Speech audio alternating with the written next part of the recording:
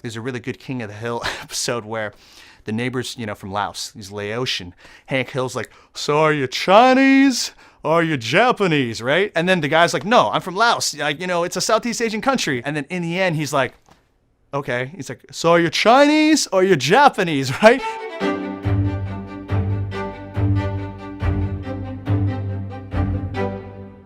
Every time I meet somebody new, the question always comes up, where are you from? And I always want to say Minnesota, but you know what they mean. I was at a bar and someone asked me my name and I said Rachel. And then they said, okay, but what's your real name? Chinese are not the same as Japanese, are not the same as Koreans, are not the same as Filipinos or Thai or, Indians. And not every single Asian person gets into college. Not every single Asian person goes to a great school. Not every single person has, a great job. I can still be Japanese American and know that part of myself and know that history. But it's also okay to still identify as a gangly little suburban kid. And I'm fine with that. I remember seeing Wayne's World growing up, and I was like, oh, Tia Carrere, she's Filipino, Hawaiian Filipino.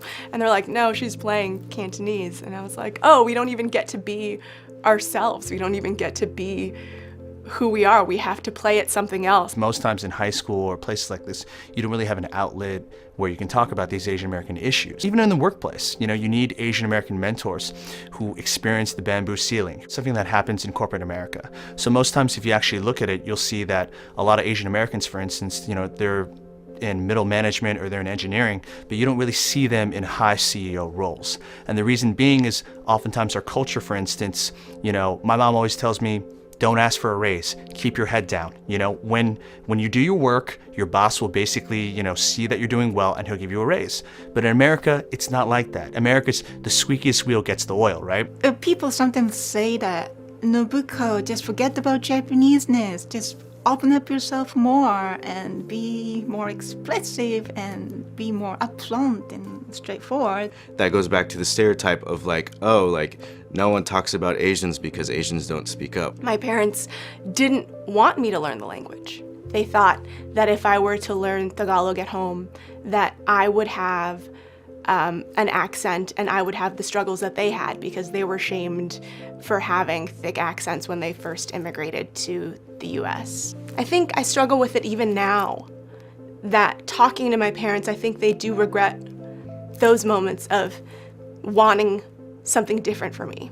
I have two younger sisters who are 10 and 8, and I really feel it's my responsibility to help them come to terms with the identity crisis I know they're going through and bridging the gap between the American culture that they deal with at school and the Asian culture they deal with at home. There is just so much beauty in the distinction and different cultures out there that I think it would be to everyone's advantage to learn more about all the different places we come from. I love seeing that these communities are asking for representation because it's so important to me. And I think my ownership is getting to be a part of that. And even celebrate the fact that it's so cool to be different, to have something to offer that someone else may not, and to exchange ideas rather than just try to be the same idea.